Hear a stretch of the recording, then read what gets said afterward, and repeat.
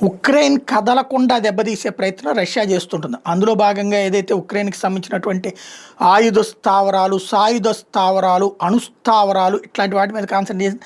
అణుస్థావరం తను స్వాధీనం చేసేసుకుంది. ఆయుధ స్థావరాలను ధ్వంసం చేసింది. వాళ్ళు ఇక దాంతో ఏంటి అండర్ గ్రౌండ్‌లో నుంచి తీసుకెళ్తున్నారు. అట్లాంటి వాటిని కూడా దెబ్బకొట్టేటటువంటి ప్రయత్నం చేస్తూ వస్తుంది. బట్ ఆయుధాలకు సంబంధించి ఇప్పటిదాకా ఉక్రెయిన్‌కు ఉన్నటువంటి అనేక మార్గాల్ని మూసేసింది లేదా ధ్వంసం చేసింది. ఎట్లా వస్తున్నాయో తెలియట్లేదు రష్యా. తాజాగా ఏదో కనిపెట్టిందంట. ఎట్లా అంటే రష్యన్ మినిస్ట్రీ ఆఫ్ డిఫెన్స్ తాజాగా కొన్ని స్ట్రైక్స్ చేయించింది రైల్వే నెట్వర్క్ల మీద. మామూలు ధాన్యము లేకపోతే ఇతరత్ర గోధుమలు లాంటి వాటిని తీసుకొచ్చేటటువంటి పేరుతో వాటి కింద ఆయుధాలు తీసుకొస్తున్నారు. యూరప్ దేశాలకు సంబంధించినటువంటి ఆయుధాలని తేలింది. పోలాండ్ కానీ ఆ చుట్టుపక్కల ఉన్నటువంటి దేశాల నుంచి కానీ. దాంతో ఇప్పుడు అలాంటి ట్రాన్స్పోర్టేషన్ అంటే రెగ్యులర్గా ప్రయాణికులు ప్రయాణించేటటువంటి డొమెస్టిక్ రూట్లో ఉన్నటువంటివి కాకుండా ఈ కమర్షియల్ రూట్లో ఉన్నటువంటి లైన్స్ మీదన బాంబింగ్ చేసుకొచ్చింది రష్యా.